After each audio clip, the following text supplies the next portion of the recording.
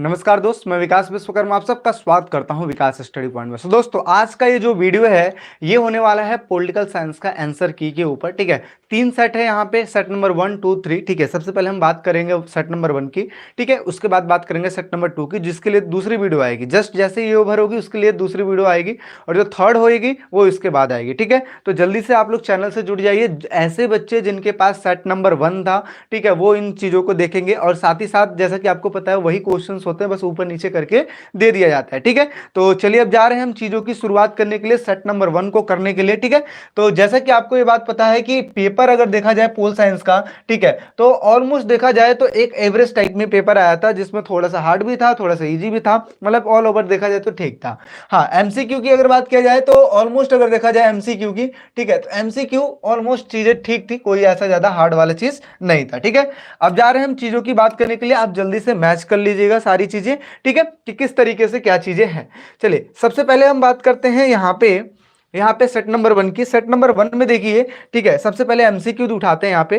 ठीक है, एमसीक्यू का जो सबसे पहला क्वेश्चन आता है, ठीक है, एमसीक्यू का जो सबसे पहला क्वेश्चन है, देखिए ये क्वेश्चन पूछा गया एमसीक्यू में सबसे पहला क्वेश्चन, ठीक है, जो आपके सामने है। और यहाँ पे मैं भी एक काम करता हूँ, ठीक है, हाँ ये मेरे पास रहेगा तो ज्यादा आसानी रहेगी। ठीक है, हाँ चलिए भाई बात करने जा रहे हैं। यहाँ पे सबसे पहला क्वेश्चन आपके सामने लिखा है कि निम्नलिखित घटनाओं को कालक्रम के अनुसार यहाँ पे व्यवस्थित करना है। ठीक है, जो कि मैंने आपको बताया था कि सीरियल वाइज में सारी चीजें आपको करनी थी। ठीक है, तो यहाँ पे आप लोग ने क्या इसका आंसर किया है? जो बच्चे हैं वो आप कमेंट सेक्शन में बताइए। अभिषेक कुमार आपका ठीक है, पहले का आपने सी ऑप्शन किया है। ठीक है, सी ऑप्शन बिल्कुल ही राइट आंसर है, बट इस चीज को मैं समझा देता हूं किस तरीके से है।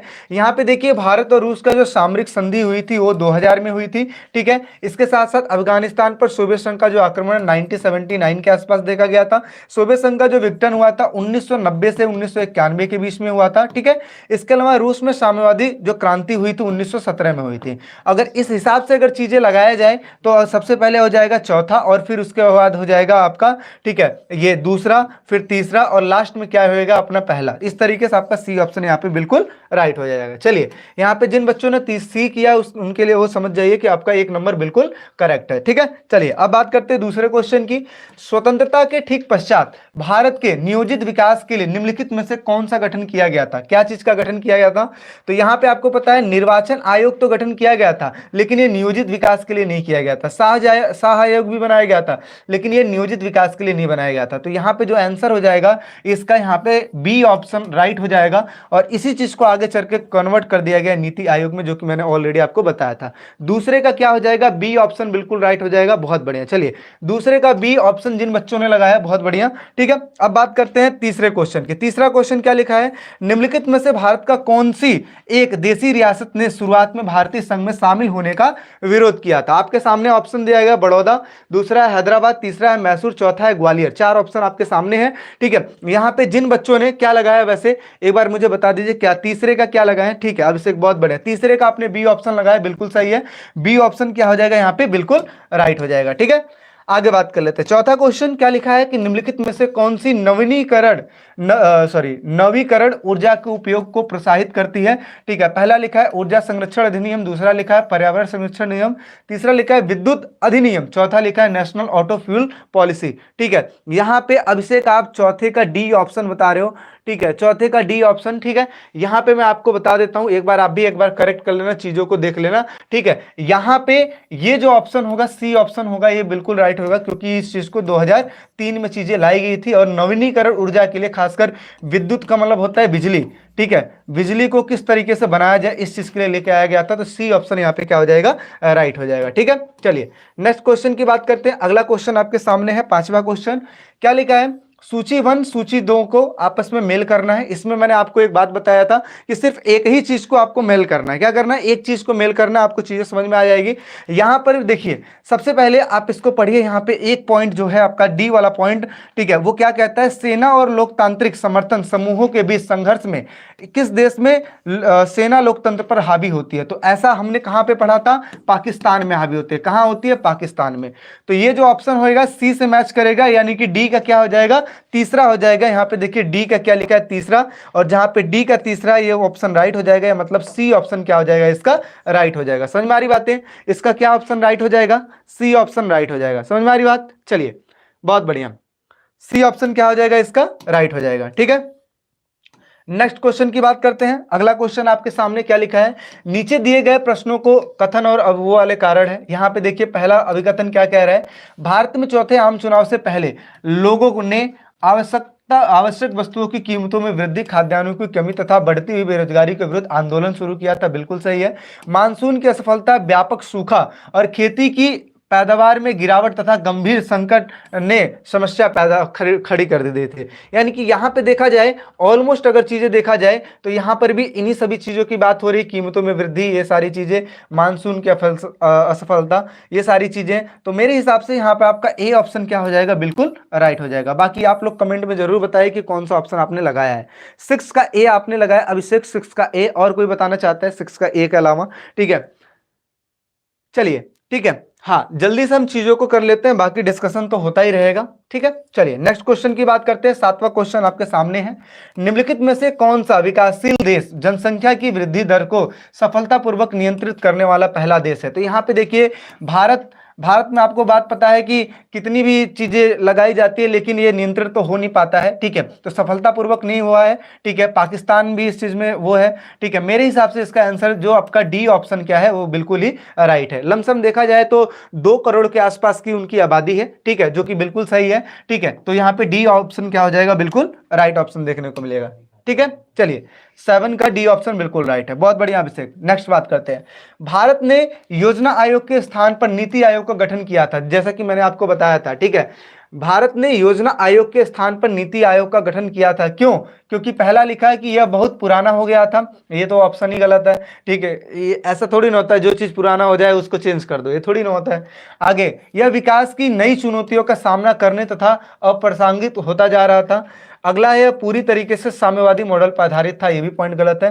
कई राज्य योजना आयोग के पक्ष में नहीं थे। ठीक है, ये पॉइंट डी ऑप्शन बिल्कुल राइट लग रहा है, क्योंकि देखिए कहीं भी अभी हमने बात किया था कल की डेट में कि नीति आयोग को योजना आयोग को नीति आयोग में कन्वर्ट कर दिया गया था, तो लेकिन हमने ये कहीं बात नहीं पढ़ा था कि यहाँ पे विकास की चुनौतियों को सामना नहीं कर पा रहा था, ऐसा चीज तो हमने नहीं पढ़ा था। क्या पढ़ा था कि यहाँ पे राज्य जो थे, राज्यों को पार्टिसिपेट करने का कोई मौका नहीं मिल रहा था, और इसी वजह से इसको चेंज कर दिया गया। तो यहाँ पे डी ऑप्शन जिन बच्चों ने लगाया है बिल्कुल राइट हो जाएगा। 8वें का क्या ऑप्शन हो जाएगा, डी ऑप्शन। आगे, लाल बहादुर शास्त्री, अगला क्या लिखा है, लाल बहादुर शास्त्री की मृत्यु के बाद प्रधानमंत्री पद के लिए इंदिरा गांधी तथा निम्नलिखित में से किसके एक बीच मतलब प्रतिस्पर्धा देखने को मिला था? ठीक है, लाल बहादुर शास्त्री की मृत्यु के बाद प्रधानमंत्री पद के लिए इंदिरा गांधी के विपक्ष में देखा जाए तो कौन सा ऐसा व्यक्ति था जिनके साथ इनका प्रतिस्पर्धा हुआ था? मोरारजी भाई देसाई, के कामराज, ठीक है, एस निजलीगप्पा या फिर बीबी गिरी। इन दोनों का तो नाम है ही नहीं, है ना, निजलीगप्पा और इनका नाम तो है ही नहीं। अब बचते हैं मोरारजी भाई देसाई और के कामराज। देखिए लाल बहादुर शास्त्री की मृत्यु के बाद, ठीक है, 3 ऑप्शन आता है सामने, किसका? एक तो आता है मोरारजी भाई देसाई का, दूसरा आता है के कामराज का, और तीसरा आता है गुलजारी नंदा का, और चौथा ऑप्शन आता है इंदिरा गांधी का। ये 4 ऐसे नेता थे जो कि खड़े हुए थे, लेकिन यहां पर सबसे ज्यादा जो जोर दिया जा रहा था कांग्रेसियों के ऊपर से, ठीक है, वो किसका था? के कामराज का। तो यहाँ पे बी ऑप्शन जिन बच्चों ने लगाया है, सॉरी डी नहीं है, ये बी ऑप्शन है, जिन बच्चों ने बी ऑप्शन लगाया है वो बिल्कुल ही राइट हो जाएंगे। 9 का कौन सा ऑप्शन सही होगा? वो बी ऑप्शन बिल्कुल राइट देखने को मिलेगा। समझ में आ रही बातें? 9 का, हाँ बिल्कुल। जो सेट नंबर 2 है, जस्ट जैसे ही वीडियो ओवर हो जाएगी उसका सेट नंबर 2 हम करेंगे, डोंट वरी, ठीक है। सेट नंबर 1 पहले खत्म हो जाने दीजिए, ठीक है। चलिए नेक्स्ट बात करते हैं, अगला देखते हैं। यहाँ पे 10वां क्वेश्चन आपके सामने है, क्या लिखा है? निम्नलिखित में दिए गए, वही है, यहाँ पे भी अभिकथन लिखा है और आर कारण लिखा हुआ है, तो इसको हम पढ़ लेते हैं। क्या लिखा है? वर्तमान में वैश्विक वातावरण गर्म होता जा रहा है, यानी कि बिल्कुल वातावरण गर्म होता ही जा रहा है, ठीक है। धरती के समताप मंडल में, ठीक है, धरती के समताप मंडल में ओजोन गैस की मात्रा में लगातार कमी हो रही है। ये भी पॉइंट सही लग रहा है कि हाँ बिल्कुल, और यहाँ पे मेरे हिसाब से कारण इसका मैच कर रहा है, ठीक है, इन दोनों का मैच कर रहा है। तो बाकी आप लोग बताइए कि इसका कौन सा ऑप्शन लगा के आए हो। 10वें का बी ऑप्शन आप बता रहे हो अभिषेक, ठीक है। चलिए बी ऑप्शन बता रहे हो, बी ऑप्शन, ठीक है सर। 9 का ए है, गलत है, 9 का ए है, ऐसे कैसे 9 का है? कुछ भी ठीक है, चेक कर लेना, 9 का ये नहीं है, 9 का बी ऑप्शन होएगा। ठीक है, चलिए भाई, यहां पे अगर देख लिया जाए 10वें क्वेश्चन का अगर आंसर जो मेरे हिसाब से जो चीज सही लग रहा है, ठीक है, समताप मंडल में मेरे हिसाब से यहां पे ना ए ऑप्शन सही लग रहा है। बाकी जब इसका आंसर की आ जाएगा मेरे पास, ठीक है, तो उससे मैं एक बार वो करवा दूंगा, पिन में करके बता दूंगा। अदरवाइज यहाँ पे ए ऑप्शन मुझे बिल्कुल राइट लग रहा है, क्योंकि यहाँ पे देखिए गर्मी किस वजह से बढ़ रही है, क्योंकि लगातार देखा जाए तो ओजोन गैस में कमी हो रही है। ओजोन गैस में कमी होने के कारण जो अपना वातावरण है वो गर्म होता जा रहा है। ठीक है, इस वजह से कारण भी मैच कर रहा है, इस वजह से यहाँ पे ए ऑप्शन मेरे हिसाब से बिल्कुल राइट होएगा। चलिए आगे क्वेश्चन की बात कर लेते हैं। अगला क्वेश्चन आपके सामने है, क्या लिखा है हाँ, 11वां क्वेश्चन आपके सामने क्या लिखा है कि किस घटना ने सोवियत संघ में साम्यवादियों के अंत को चिन्हित किया है। ठीक है, तो पहला लिखा क्यूबा मिसाइल संकट, ये बिल्कुल गलत हो जाएगा, क्योंकि क्यूबा मिसाइल संकट का सोवियत संघ में साम्यवाद का कोई लेना देना नहीं है। नई विश्व व्यवस्था का उदय, ये भी नहीं है। अब बात यहाँ पे आती है सोवियत संघ का विघटन, चौथा आता है अमेरिकी अर्थव्यवस्था में वृद्धि। ठीक है, यहाँ पे अगर देखा जाए तो यहाँ पे दोनों ही कारण हो सकते हैं मेरे हिसाब से। रीजन क्या है, क्योंकि देखिए सोवियत संघ में साम्यवादियों का अंत अगर देखा जाए तो किन कारणों से हुआ। सबसे पहले चीज कि पूंजीवाद जो था, पूंजीवाद धीरे धीरे आगे की ओर बढ़ता जा रहा था, और इसकी वजह से जो कि साम्यवादी चीजों को अपनाया गया था, इसकी वजह से जो लोग थे वो ये सोच रहे थे कि भैया हम साम्यवादी को छोड़ दें और पूंजीवाद को अपना लेंगे तो ज्यादा हमारे लिए फायदा होएगा। ठीक है, तो इस वजह से ये ऑप्शन मेरे हिसाब से, ये डी ऑप्शन भी लग रहा है मुझे सही, और सी ऑप्शन भी लग रहा है, लेकिन यहाँ पे दो में से कोई एक ही सही हो सकता है। तो यहाँ पे देखो, जो मैं चांसेस जो देना चाहता हूँ, ठीक है, वो किसको देना चाहता हूँ, यहाँ पे 60% मैं इसको देना चाहता हूँ। ठीक है, 40% इसको देना चाहता हूँ, जो ऐसे बच्चे हैं जो सी और डी में से लगा के आए हैं। ठीक है, तो उन्हीं में से चीजें सही हो सकती हैं, क्योंकि मोस्ट प्रोबेबली जो चांसेस है ना वो उसी हिसाब से चीजें बता रहा हूं, क्योंकि ऐसे क्वेश्चन कंफ्यूज करने वाले होते हैं। ठीक है, तो इसमें कोई भी कंफ्यूज हो सकता है, तो इसी वजह से अगर देखा जाए तो या फिर डी ऑप्शन मेरे हिसाब से 60% मैं इसको इसलिए दिया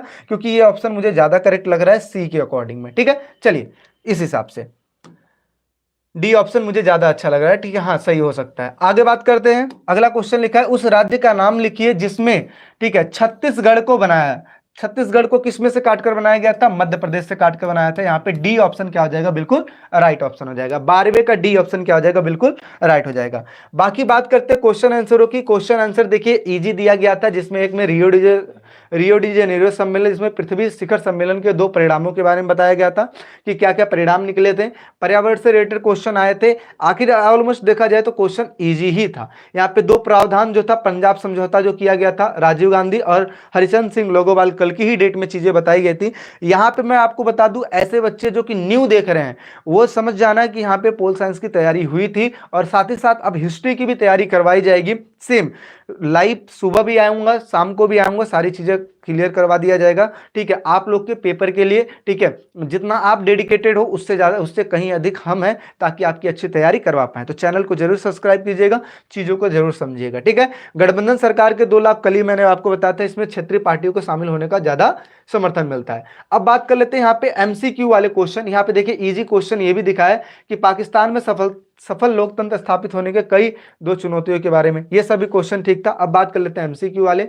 यहाँ पे देखिए 24वां एमसीक्यू जो क्वेश्चन है, क्या दिखा है, नीचे दिए गए अवतरण का अध्ययन कीजिए और दिए गए प्रश्नों का उत्तर दीजिएगा। इसको पढ़ना है और इसको समझना है कि आखिर ये किस चीज के ऊपर है, और इसी के हिसाब से इसको जवाब देना है। अब जरूरी नहीं है कि जो चीज पूछी गई है वो चीजें यहां से आपको चीजें पता लगे, ऐसा कोई जरूरी नहीं है। इनके लिए अलग से चीजें आपको करनी पड़ेगी। ठीक है, अब देखिए क्या लिखा है, 1947 में ब्रिटिश इंडिया के विभाजन के समय किस सिद्धांत का पालन किया गया। पहला लिखा प्रशासनिक नियंत्रण का सिद्धांत, दूसरा लिखा है जातीय संरचना का सिद्धांत, तीसरा लिखा है धार्मिक बहुसंख्यक का सिद्धांत, चौथा लिखा है समानता का सिद्धांत। यहाँ पे सी ऑप्शन बिल्कुल राइट हो जाएगा, क्योंकि धार्मिक बहुसंख्यक के आधार पर क्या किया गया था, ईस्ट इंडिया कंपनी का विभाजन किया गया था। समझ में आ रही बात है, 1947 में ये चीजें हुई थी। सी ऑप्शन क्या हो जाएगा, बिल्कुल राइट हो जाएगा पहले का। बात करते हैं दूसरे का, स्वतंत्र भारत के प्रथम उप प्रधानमंत्री कौन थे। तो उप प्रधानमंत्री अगर देखा जाए, ठीक है, उप प्रधानमंत्री होते अपने सरदार पटेल। ठीक है, सरदार पटेल। तो यहाँ पे आपका बी ऑप्शन क्या हो जाएगा, बिल्कुल राइट हो जाएगा, स्वतंत्र भारत के उप प्रधानमंत्री। ठीक है, उप प्रधानमंत्री सरदार वल्लभ भाई पटेल मेरे हिसाब से है। एक बार ना इसको आप ना एक बार चेक कर लीजिएगा, वैसे मेरे हिसाब से बी ऑप्शन क्या हो जाएगा, बिल्कुल राइट हो जाएगा। ठीक है, चलिए आगे बात करते हैं 24वें क्वेश्चन की 24वां क्वेश्चन है, स्वतंत्रता के समय ब्रिटिश इंडिया में कितने देसी रियासतें थी? तो कितने थी? 565 थी। तो डी ऑप्शन क्या हो जाएगा? राइट हो जाएगा। अगला लिखा है देसी रियासतों के बारे में इनमें से कौन सा कथन गलत है? तो कौन सा कथन गलत है इस चीज को हमें बताना है। तो पहला ऑप्शन लिखा है भारत सरकार द्वारा कुछ क्षेत्रों को स्वायत्तता देने की बात की गई थी, सही है। जूनागढ़ के शासक ने स्वतंत्र भारत का हिस्सा बनने का फैसला लिया था, यह गलत है। ठीक है, क्यों? क्योंकि स्टार्टिंग में उन्होंने मना किया था। मैंने 4 राज्य के बारे में आपको बताया था। सबसे पहले जो मना कर रहे थे, एक तो जम्मू कश्मीर, दूसरा है मणिपुर, ठीक है, तीसरा है हैदराबाद, ठीक है, और चौथा है हैदराबाद, चौथा है अपना जूनागढ़। ठीक है, 4 राज्यों के बारे में बताया था, जिसमें से एक बी है। तो बी ऑप्शन यहाँ पे क्या हो जाएगा? राइट। ठीक है, 24वें का आपका चौथे का आपका बी ऑप्शन राइट हो जाएगा। ठीक है, चलिए अब बात कर लेते हैं यहाँ पे मैप वाले क्वेश्चनों की। ये मैप तो बिल्कुल ही आसान आया था, ठीक है, इसको समझना है। तो इसका हम बात कर लेते हैं। तो क्या लिखा हुआ है कि क्वेश्चनों के हिसाब से करना है। सबसे पहले ये तालिका आपको बना लेनी चाहिए थी, ठीक है, बनाए होंगे आप लोग, बहुत बढ़िया। चलिए अब हम चीजों को समझते हैं। सबसे पहले क्या लिखा है? वह राज्य जहां पे ईएमएस नमूद्रीपाद द्वारा पहली गैर कांग्रेसी सरकार का गठन किया गया था। कहां किया गया था? तो ये किया गया था केरल में। कहां किया गया था? केरल में। तो अब केरल में देखिए क्या ऑप्शन लिखा है? बी ऑप्शन लिखा है। तो आपको करना क्या था? यहां पे आपको लिखना था बी ऑप्शन। क्या लिखना था? यहाँ पे बी ऑप्शन लिखना था, और यहाँ पे क्या लिखना था? केरल लिखना था, है ना।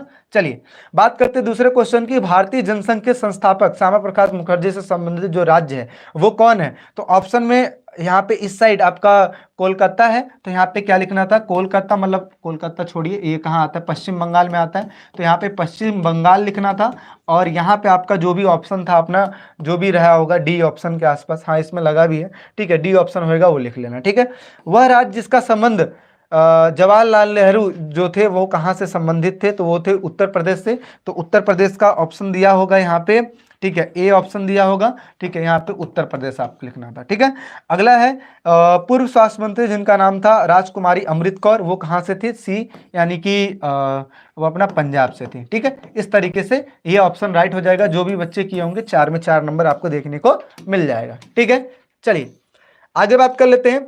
अगला, अब यहाँ पे तो दृष्टिहीन वाले बच्चों के लिए क्वेश्चन था। यहाँ पे ये कार्टून देखिए, कार्टून की जो तैयारी करवाई गई थी, मैंने आप लोग को पहले बताया था कि भाई देखो सीबीएसई पे मुझे कोई भरोसा नहीं है, इसलिए क्योंकि सिलेबस में दिया हुआ है कि दूसरी बुक से कार्टून आएगा, बट आ गया पहली बुक से। ठीक है, इसीलिए मैंने पहली बुक का वो चीज करवाया था, फिर दूसरी बुक का, और उसमें भी अगर देखा जाए तो एक नया क्वेश्चन आपके सामने, नई चीजें आपके सामने प्रस्तुत कर दिया है। ठीक है, तो ये आपके चैप्टर नंबर 6 जो है आपका अंतरराष्ट्रीय संगठन, उससे लिया गया था। आपका फ्रंट पेज पे ये चीजें देखने को मिल जाएंगी। ठीक है, यहां पे देखने से ऐसा लग रहा है कि यहाँ पे लड़ाई हुई होगी। ठीक है, तो ये जो चीज है ये इजराइल का है। देखो क्या लिखा है कि दिया गया कार्टून 2006 में इजराइल द्वारा लेबनान पर किए गए आक्रमण से संबंधित है। ठीक है, तो अब आपसे क्वेश्चन ये पूछा गया कि कार्टून में दिखाए गए 4 लोग, ये यानी कि 1 2 3 4 जो लोगो जो दिखाए गए हैं, जिसको प्रतीक चिन्ह कहा जाता है, वो किस चीज से संबंधित है? तो ये है यूएनओ से। किससे? यूएनओ से संबंधित है। तो ऐसा लिखना था। दूसरा क्वेश्चन लिखा है कार्टून में दिखाए गए व्यक्ति को पहचान कर, ठीक है, उसका नाम लिखना है। तो यहाँ पे जो व्यक्ति है, ठीक है, ये उस टाइम पे 2006 में वो था, क्या नाम था, यूनाइटेड नेशन, ठीक है, तो उनके एक महासचिव बनाए गए थे जिसको सेक्रेटरी कहा जाता था। ठीक है, उनका नाम था, जिनका नाम था ओफी मन। ठीक है, क्या नाम था? ओफी मन नान करके नाम है। ठीक है, ओफिनन नान करके नाम है इनका। ठीक है, तो ये हो जाएंगे। अगला क्या लिखा है? इजराइल ने लेबनान पर आक्रमण क्यों किया? ठीक है, इजराइल ने लेबनान पर आक्रमण क्यों किया था? तो इजराइल ने सबसे पहले 2006 में आक्रमण किया था। ये इसलिए आक्रमण किया था क्योंकि ये हिजबुल्ला वहां का, मतलब एक वो समझिए कि देखिए आपके इस पे लिखा हुआ है, एक बार ना मैं पढ़ के ही चीजें बता देता हूं ताकि चीजें आपको आसान हो जाए। देखिए आपके इस पेज पे लिखा हुआ है, ठीक है, कार्टून जो यहीं से आपका लिया गया था अंतर्राष्ट्रीय संगठन से। इसमें लिखा है इजराइल ने जून 2006 के दौरान लेबनान पर आक्रमण किया। उनका मानना था कि उग्रवादी गुट जिनका नाम था हिजबुल्लाह पर नियंत्रण करने के लिए आक्रमण करना बहुत ही ज्यादा जरूरी है। सिर्फ आपको इतना ही लिखना था। ठीक है, और इतने में आपको नंबर मिल जाते। ठीक है, चलिए अब हम बात करते हैं। यहाँ पे ऑलमोस्ट देखा जाए तो आपका जो शॉर्ट वाला जो चीज था वो लमसम ओवर हो चुका है। ठीक है, बाकी ये जो क्वेश्चन आए हैं ये ऐसे क्वेश्चन है जिनको आपको करना था, चीजों को थोड़ा सा, मतलब है ना, 6-6 नंबर वाले क्वेश्चन है, हेडिंग्स बना के आप लोग ने किए होंगे। ठीक है, तो जैसा भी है ठीक है ऑलमोस्ट, ठीक है। अभी जो इनमें जो हो गया इसको तो हम चेकआउट रेक्टिफाई तो कर नहीं सकते हैं, इसी वजह से जो अपना एमसीक्यू वाला पोर्शन था वो हमने कंप्लीट कर दिया। अब मैं आप लोग को बताना चाहता हूं पोल साइंस का पेपर हो चुका है, हिस्ट्री के पेपर के लिए तैयार रहिए। हिस्ट्री का जो अपना पेपर है, ठीक है, उसकी हम तैयारी कल से हम शुरू करने वाले हैं। सबसे पहले सिलेबस, फिर स्ट्रेटेजी और फिर इसके हिसाब से सारी चीजें करेंगे। इसी बीच होली का भी पर्व है तो हमें उसको भी देखना है, लेकिन इसके साथ साथ पढ़ाई भी जरूरी है। तो पोल साइंस की तैयारी आप लोग ने किया है, सारी प्रैक्टिस यहीं पे करवाई गई थी, ऐसे ही हिस्ट्री की भी तैयारी करवाई जाएगी। आई होप सो सारी चीजें आपको समझ में आई होगी, ठीक है। और फिर चलिए फिर मिलते हैं फिर एक नेक्स्ट वीडियो में, ठीक है। अभी के लिए फिर ठीक है, टेक केयर, बाय बाय, ठीक है। क्वेश्चन 6 का बी होगा। अब आप लोग का काम देखिए, अपने हिसाब से मैंने सारी चीजें आपके सामने रख दी है। अब आप लोग का काम ये है कि भैया आप बैठ के सारी चीजों को आप खुद देखिए, ठीक है, कि मैच कीजिए कि क्या है कैसी सारी चीजें, ठीक है। थोड़ा आप ढूंढने निकलेंगे ना तो सारी चीजें आपको देखने को मिलेगी, ठीक है। चलो भाई मिलते हैं फिर एक नेक्स्ट वीडियो में, अभी के लिए फिर टेक केयर, बाय बाय।